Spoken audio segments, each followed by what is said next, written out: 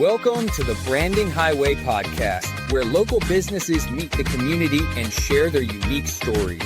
Let's hit the road with your host and voice of the podcast, Mike Sedita. Welcome to the Branding Highway. I'm your host, Mike Sedita, and today we have the pleasure of being joined by Dr.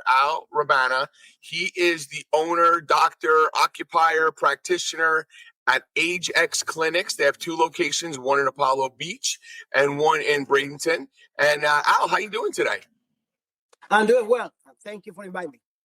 Oh, we're so glad to have you on. I know you and I have kind of worked together in the community here in Apollo Beach already. I know some of the great things you guys do, but we're gonna kind of bring it full circle and let the audience hear what you have going on and try to bring some new folks into the clinic and so you guys can help them with their needs. So with that being said, start off by just give us kind of a summary of what is AgeX Clinics. What do you guys do? Well, AgeX Clinics is actually a new brand name we given to our division of longevity and regenerative care. It's mainly focused on prevention and treatment, implementation, and optimization of health for people who wants to make a difference in their own life. So essentially, we help people to empowering their own health journey and taking care of themselves with, multiple approaches, and from diagnostics to implementation, treatments, and follow-up, club memberships, all type of different approaches to improve overall health and focus on living longer and living healthier. Okay, so AgeX Clinics is like the fountain of youth. Like you're a modern day Ponce de Leon here. We're trying to keep people healthy and have a longer more vivacious life as they go longer into their retirement or old age, if you will. If I come in there, okay, so first thing we're going to do, walk me through. I'm 53. I'm a man most of the time. You're going to walk me through the door and you're going to do some diagnostic on me. You're going to do blood work and kind of check how I'm feeling. Am I feeling groggy? Am I sleeping? You're going to get that diagnostic on me. And then from what I'm understanding, what you guys will do is there's no one cookie cutter approach to how to tackle a particular patient. It's all very customized. Very, very customized, very personalized. I do believe in customization and personalization of health. And most of our health system is based on general population data, which is okay for, maybe some of the diseases that we're trying to prevent and treat, but it do not make extra benefits for most of the people. And so we like to take a person and use their own health data from age to age background and family history. And then we use multiple laboratory evaluation, including things like epigenetics, and we use enzymes quantification. We use a health track system with wearables, and then we integrate all that. Sometimes we use something called CGM, which is a continuous glucose monitoring, and then with all that we integrate data onto the person, and we can predict, and at the same time we can improve the treatment protocol based on their own information. So let me ask you this: someone coming through the door, garden variety. I know we talk about general data. Is it? And I'm just going to be kind of blunt here. Are most of the people coming because they want to have additional sex drive? Is it more like aches and pains? Is it there's a huge market for health and wellness clinics that do, really like the fountain of youth, for men, give us our vitality back. And because, 50 is the new 25 at this point, with the advances in modern medicine. Correct. Are people generally, is it more like skin and aesthetic type stuff, or you guys don't really handle that? We have adopted a philosophy that learned from other, people in the field, And essentially, we are looking at three main things. And we said if you really want to live longer or look younger, you have to have three good things. You have to move well. So, improving your mobility and physical activity and fitness is very essential. You have to think good. I mean, you need to improve your cognitive and sharpness, and at the same time, hopefully prevent cognitive decline. Okay, and then ultimately, but not less important, you have to look well. So yes, the aesthetic regenerative part is probably one of the last phases of the protocol, but it's as important as the other ones because at the end, if you don't look younger, you don't look good, you're probably gonna feel good. You're gonna feel better. So if we integrate the three aspects of that philosophy, and some people do more ones than the other ones. Not everybody's the same. Not everybody has the same goals. And at the same time, not everybody have the same beginning. Some people are healthier from beginning and of the treatment, so they require less intervention. Some people require more work, more intervention, and more protocols to take it to the next level. That's our approach. Once again, it's very personalized. It's on the different situations that each person have. But we have people actually in the late 20s that, the young generations start to feel more proactive. And so they realize, I don't want to wait until 40s or 50s to start this journey. I think that the sooner that we started, the better.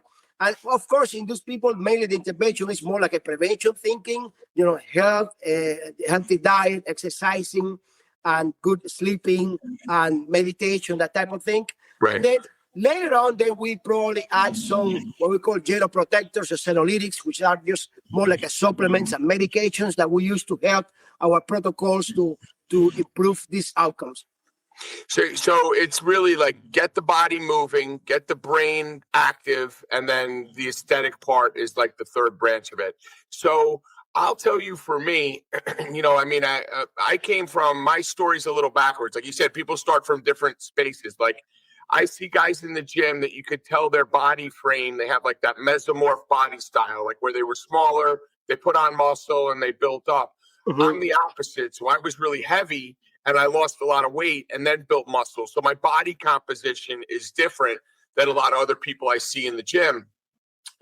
That stuff, I think, if you put in the effort, you can work on that stuff. The stuff that scares me the most is the cognitive stuff, because the effects of brain deterioration, I read all these things about like what's reversible, what's not reversible, what type of supplementation can be included, things like NAD and things like that are supposed to help with your, not only the body feeling better, but helping with your cognitive state, your emotion, and all those different things.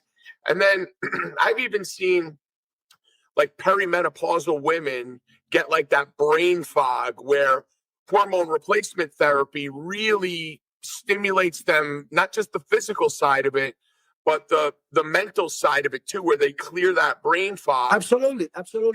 Yeah. So the brain side of it is the scariest part. Hormones are our main drivers. I mean, when I sometimes talk to my patients to explain to them, and I mention them, do you want to feel it the same that you used to feel when you were 20 or 30? And most of them say, yes, of course. Well, let me tell you, the big difference between you now, you are 50 or 60, and you before when you were 20 or 30 is hormones. If we can't give your hormones back to the youth level, you're going to feel better. You're going to feel probably like you used to do. They are just, oh my God, I want that. So hormones is a very essential part of all our treatments. And I think most of the people who practice, some type of wellness and health optimization, hormones is usually, the main thing that we can act on, because we know that based on scientific data, that hormones have most of the regulations of our functions, cell functions, including, the capacity to stay younger and to feel better over the years. Right. The latest on longevity medicine is not just about putting more years to your life, but it's really to put more life to your years. Yeah. So what we want to do, is not just extend your lifespan, but what we call your health span, which is probably more important. We want to be able to compress that time of chronic diseases that we all gonna have at some point. Some people have one, two. Some people unfortunately have more than that. But we want to compress it to maybe the last few years of your life, hopefully less than 5 years of your life that you're going to suffer from those chronic diseases. And the rest of the time, you're going to enjoy a very healthy, productive life that you still can go around and do whatever you like to enjoy. Part of that is, of course, sexuality. We have a very deep questionnaire about sexuality, and we want people to understand how important is intimacy and sexuality part of this journey to make you feel better and a complete, person. We also, use about community. Community living is very important.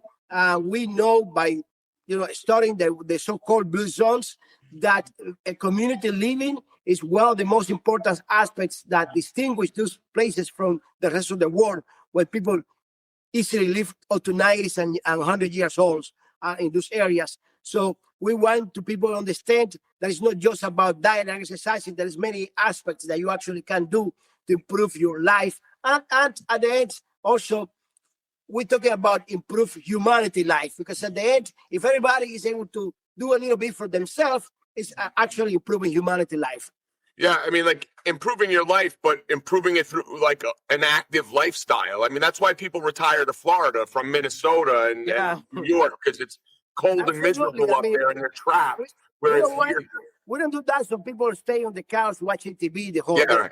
Right. It's about getting active, as you say, we are in a state that we're blessed. We can fish 20, every year round. We can go around and walk and run in the parks. We have a lot of open spaces that we can enjoy.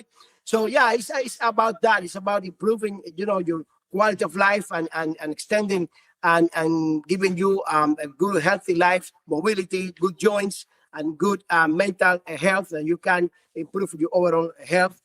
For people who like exercising and gym, we actually do a test called indirect calorimetry, which is the best test to really measure your basic metabolic rate, your VO2 max, which is the capacity of your body to extract the maximum oxygen and use it in your muscles. Because at the end, muscles is the main metabolic regulator of your body. So if you put muscle mass, like you did, you said, then you change your body, and now your body is able to use a lot of fats, not just carbohydrates. Use a lot of fats and trim your body and make you. And we know that people who put muscle mass, they're actually putting ages in their life. They live longer. We know that. Yeah. So, you bring up a great point. I am going to definitely replay this podcast for my wife, because this is the conversation her and I have regularly. She's always been a runner. She's got a very lean body. She's thin. She's, and I keep saying to her, look, putting on muscle mass will go much further. Now, your cardiovascular health is important. We get all that part of it. But putting that muscle mass on will combat the burning of the fat. It'll do it more. Correct. It'll give you better muscle tone. And every time, I always say, unless you're trying to drastically lose weight doing fasted cardio, you lose as much not as much muscle mass. I'm not scientific like that, but you're losing muscle mass within the fat burning that you're doing when you just do straight, like, fasted cardio. So explaining to her, when you are 5'9", 117 pounds, you don't need to do fasted cardio. You're not trying to lose weight. So I finally got her over right across the street, up the street from you guys at Crunch, to where she is now working with a trainer who is guiding her in the proper protein intake. I mean, she was always good at the nutrition part of it, but trying to add muscle mass on top of it. Absolutely. This is the joke I always loved, because I used to be a big fat guy. So it was always like, working out and getting involved in it. Me too. Right. So people would say to me, they'd say, 5 pounds of muscle weighs more than 5 pounds of fat. And I would say, no, 5 pounds is 5 pounds. It's the composition of the muscle versus the fat. It's just dense muscle versus sloppy fat tissue, but it's still 5 pounds. So you can put on that muscle mass. It's just how your body composition is, which I love. This stuff I could dive into all day long, and now I've got ammo from a doctor to win my argument with my wife. It's a bonus on this podcast. No, listen, there is no question about in the last, I would say 10, 15 years, the changes in mind that, yes, aerobic and cardio is very good. We recommend it about 150 to 200 minutes a week of any type of aerobic or cardio exercise for losing and maintaining weight, okay? But when you achieve your weight, yes, you do need to build up muscles. And muscles, if you build up muscles, you are actually improving your metabolism, you are reducing insulin resistance, and you are cutting something called the fat toxic syndrome. That's people like me that's still building up a little of tummy. That's the problem, because that visceral fat that we know, it makes you sick. It creates any other problems with your metabolism, like a fatty liver, pre-diabetes, diabetes, metabolic syndrome, and heart disease ultimately. So, yes, putting muscle is the best. That visceral fat, right, if I understand it correctly, it's almost sitting, it's not just like subcutaneous fat that sits on your body, it's actually surrounding your organs. So if you don't eliminate, by creating that muscle mass, you're eliminating that visceral fat, and it's almost freeing up your organs to function more fluidly, right? Yeah, it's actually around your organs, around all your visceral organs and in your abdominal area. And it produces something called cytokines or adipokines, which most of them are not good. They have pro-inflammatory effect, and they are directly responsible for all the changes that obesity produces besides the fat itself. So we used to think of obesity as mainly a problem with intake and expenditure of energy. Now we understand that obesity is a multifactorial disease, many factors. Some of them we can change it, some of them we might not.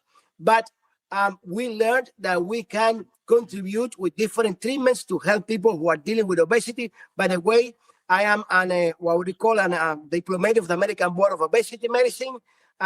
So that's one of my specialties. That was on my favorite topics. And we are able to help people from my personal experience, from dealing with overweight and obesity for years and trying different yo-yo diets that at the end doesn't work, to realize that it's a mindset. You have to put your mindset to it. Once you do it, then you start changing your body, you start feeling better. But you're also talking about, like, there's different brand names, but you're really talking about semaglutide and tirzepatide. Like Mounjaro is the brand name for tirzepatide. They all have their brand names, or like Ozempic is like semaglutide. But you're a proponent of those drugs to help people. Well, we do realize and we do support the use of those drugs and other medications that are also approved for obesity, either by itself or in combination as a support. Because in reality, the science said that even when diet and exercises are the main pillars of any weight loss program, there is not enough in 80% of the people. So 80% of the person will not be able to lose significant weight by diet and exercising alone. So in those cases, we do support the use of anti-obesity medications to help them during that journey, either short-term or long-term. But at the same time, we do use what we call a comprehensive management program, not just not just a shot. You're putting the whole program together. Exactly. And the program contains what we call an exit plan. We say, when you cannot continue using the medication for any reason, because you develop side effects, because you lose too much weight and you don't want to keep losing weight, because you think that you're losing hair, or because it's just financially difficult, then we have a plan B to exit and try to prevent you to go back to your prior weight. So you're transitioning. You're having almost like a step down if you need to step down on stuff. We have a transition plan, yes. So, all right, we talked for 20 minutes on the different things you offer. I could do that the whole time. I'm going to talk to you about VO2 Max in a second, but Tell me a little bit about your personal journey. I mean, where are you originally from? How did you get into this? I mean, you said you were a big guy too. Did you always want to be a doctor? I mean, did you want to be a fireman and we're like, this makes more money? Like, what was the Well, plan? that's I'm originally from Cuba. I was a very sick kid with very bad asthma. Actually, I was intubated 3 times in ICU when I was a kid. And back then in the 70s, when I was a kid, the main treatment for asthma was prednisone, steroids. Yeah. So I used a lot of steroids and antibiotics when I was a kid, and they blew me off. I was really a chubby kid. I was not good at baseball or any sports. But then I spent so many days in the hospital that I started to know in medicine since I was a little kid. And I always see doctors as a big figure in my life. Right. And then my older sister, she's 5 years older than me. She went to med school before me. So it was another inspiration for me to follow her. And then when I graduated in medical school in Cuba, unfortunately, I had some political issues with the government there. So You're not the only one. Yeah, I know. I decided to run away, so I did. I went to Mexico, stayed in Mexico for a year, and then come here to America after that. And then I came in 1992. I was lucky to find a group of people that immediately helped me to start studying for my boards. Also, I was not completely oblivious to English. I knew some English from my medical career where I learned, and then I was able to use it. And by 1994, I already have passed my board exams.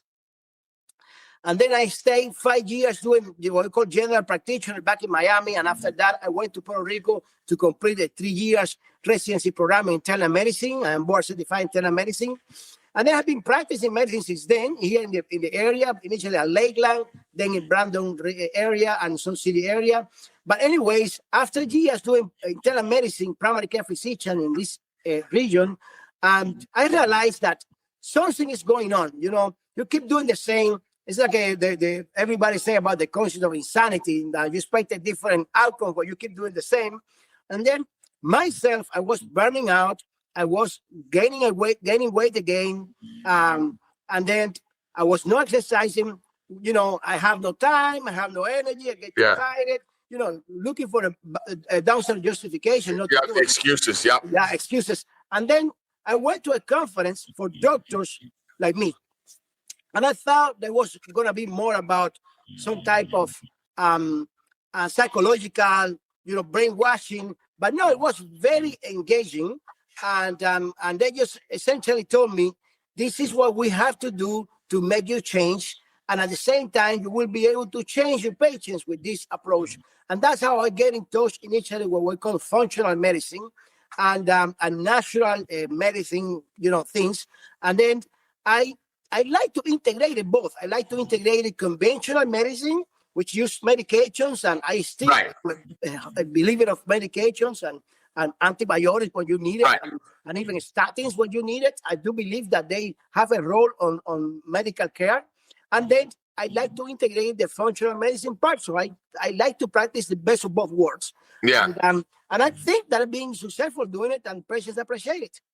Well, I'll tell you, doing these interviews and talking to a lot of people that are professionals, especially in the medical side of it, really the medical industry, especially here in the U.S., for most of the people I speak to, is because of the insurance system, not so much the medical system, but because of the insurance system, what I find is a lot of guys like you, that have all this knowledge, that realize it's not one size fits all. There could be someone who needs, medications for certain stuff versus this, for lack of a better term, concierge medical approach works really well for a lot of people because, like, to give you an example, someone self-employed who owns a business, who makes money, pays so much money to have health insurance in the current system that a lot of people start to transition and say, you know what?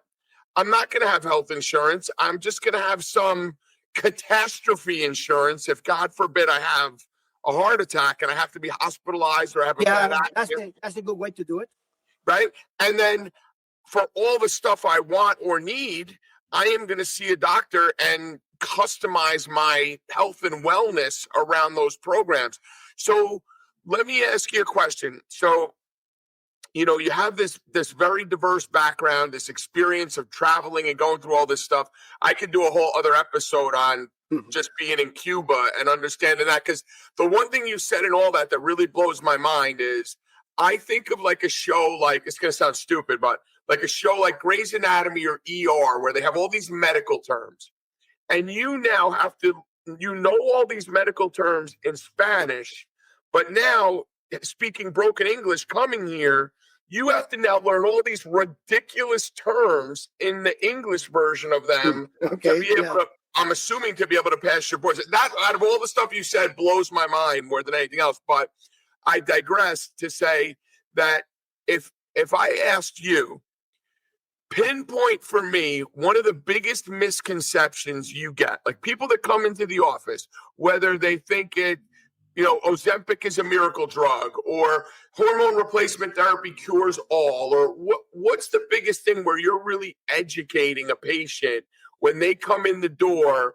and really have to kind of have like a little call to Jesus, like, no, this isn't what you think it is, this is what it really does, type of deal? Yeah, I think there is two things that we face it more often during consultations. And yesterday I have one case, by the way, that actually bothers me, because I say it shouldn't be like that. Number one is, aging is natural and there's nothing that we can do about it. So that's one of the things that I always say. Well, the getting age and chronological age is natural. We're all going to have it, hopefully. The longer that we live, the better for us. But the changes that come with aging are not mandatory. We don't have to accept all of them. And not just now, but for years, we've been, I think, fighting the changes that come with aging. And because if not, then women will never dye their hair. And they do. And I support it. You don't like to have gray hair, go and do what you want to do. Yeah. Right? And then at the same time, I do support people who decide to have some type of facelift or botox plastic surgery. That's their prerogative. I think I agree. It helps you physically, but it helps you also spiritually. You feel better with yourself. And then we are on longevity medicine. We have come a long way and studying scientifically how can we slow down the aging process at the cellular level, right? And then translate that into clinical outcomes, into clinical benefits. And we can do that a lot. And I gotta tell you, people can improve their lifestyle up to a 50% sometimes and feel much better. The other aspect that sometimes bothers me, and I see a lot, is when you see, as you said, a woman in her perimenopausal age, and then she went to her gynecologist, and that's what really bothers me, that it was a gynecologist, and usually another woman, which is say, what? And then she say, oh yeah, I talked to my doctor, and she say, no, that's normal, that it will pass, that I have to use weight and be patient. I said, what? To be patient for 3-5 years suffering the symptoms? Why? We have choices now, So these are the two big myths that I found in the clinical practice that I always try to explain to patients, that is not true, and that there is a lot that we can do about it. So one more patient-related question, then I want to move on. But it is, if I said to you, like, garden variety patient, are you mostly seeing women? Are you mostly seeing men? What kind of age range? Is it that female 40 to 55? Is that your main patient? Well, I would say 3-to-1, pretty much that's our ratio. Okay. But, males, we are a little bit more, and I would say, unpreoccupied for that. Most of the males, they believe it's not important and they don't care. And as far as pride, it's a little bit of pride, I think. The Sunday football and with beer, they are happy. But so women are a little more proactive. They try to be more healthy, more looking younger. And so they are more engaged in this type of practice. And but at the same time, it usually happens that we start with the women and then they are able to Husband convince the comes in. husband and bring it over, and then they enroll too in the program. So that the age group, most 50s. I will say 50s is the most common age when we start to worry about aging, about honestly about dying. Our own mortality, our mortality kicks in. For that, we think that we are invincible and nothing going to happen to us.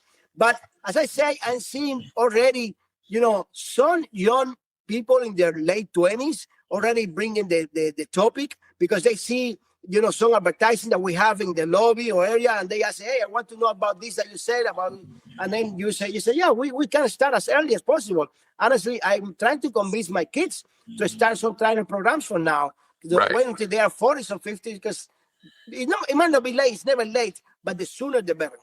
It's funny is it's amazing how like the stigmatism changes off of certain stuff, because I remember, it's vaguely remember, so I'm going to probably botch the story a little bit, but probably about 25 years ago, I remember Sylvester Stallone, because Sylvester Stallone, you look at him, he's in his late 70s now, but even back then he was in his 40s, like he was still older, and he was just shredded, like Rocky 3, Rocky 4, like that time frame.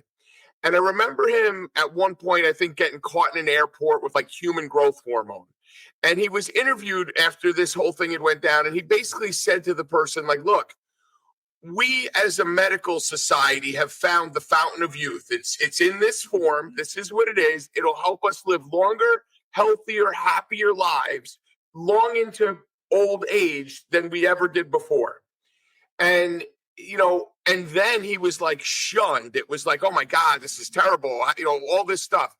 But now it's 2025 and every other commercial on TV is a weight loss drug or some hormone replacement therapy. And we've embraced it. And you see people like I'm Gen X. I'm in that early 70s. I'm 53. I'm in that window. And my whole generation of adults are like child adults. We're all kind of older, but still have that youthful mentality. Like I look at pictures of my dad when he was my age, and he looked like he was 100. Like, it's a different thing now.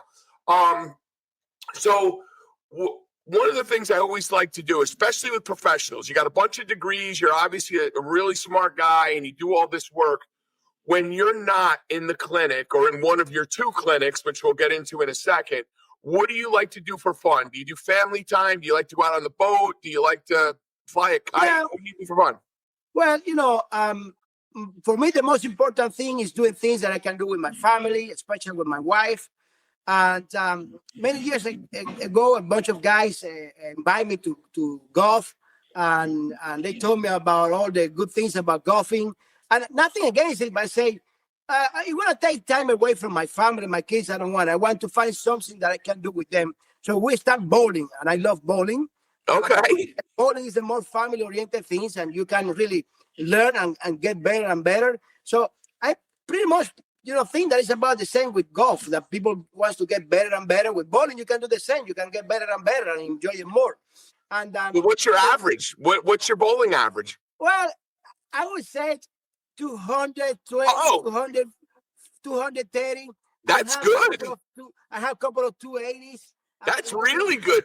Yeah, where do you bowl? Do you bowl over in Riverview? I know. I used to bowl in that one. It's been kind of not new, but being there for maybe 10, 15 years. I used to go to the Brandon one. On I think it's Oakfield or Oakfield on Oakfield. Okay. And then also we went to the one in Brandon, but close to 60, to State Road 60. Okay. But I used to be on a league on Wednesdays, but since I opened the second office, it's been really headache for me. Running to office by yourself is tough. I have no time. So now on weekends, what I like to do is either fishing from my community that we live. We have a little dock, and we like to fish it from there. And sometimes bowling. I just started to get into a pickleball. I think it's a great way to make friends and to stay active. Yeah, pickleball is like a cult. Like you see it like over on Mira Bay. They got those pickleball courts over there. I mean, everybody's playing pickleball. All right, so as we start to wrap this up, I want to take the one takeaway. Like, I know what I'm taking away from our conversation here, but what's the one thing you want listeners and viewers to see and hear that they just need to come to Ajax clinics? Well, I would say most than anything that everybody should be worried about their own health. And when I started my practice right here in Mira Bay Plaza, that was my first office there, a small office that we installed. Our first motto that we choose, it was like this: your health, my commitment. Now, after I learned everything that I do now, I will say, and I tell to patients, say, your health, your commitment. Yeah. So I want people to understand that their health is in their own hands, and they have to do a lot to keep it. I mean, that's a great point. I talk about this all the time when I'm speaking with folks, like when I'm out speaking at like events and stuff. The one commodity on the planet Earth that we can never replenish is time. We can always figure out a way to dig for more oil or ion lithium batteries, or we'll keep going through the earth to get all these minerals and all the things we need. But time is not replenishable. And wouldn't you want to live whatever time you have left, whatever that is? I could walk out the door and get hit by a bus, or I could live another 50 years, whatever that is. I want to enjoy it. So why not take advantage of this? So the one thing I really got out of our conversation is the customization.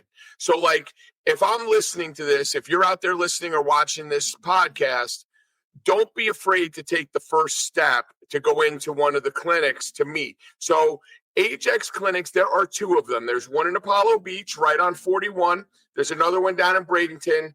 You can call 813-751-3570 is the number. Call that number and they'll get you to where is most convenient for you on your schedule. And you can go to ajaxclinics.com. We're in the middle of, we're in this rebrand, right, Al? Correct. Like, you guys. So if you go there and you check it out, you might see something new every time you go. But we're in the process of making sure the community is aware of what you guys do.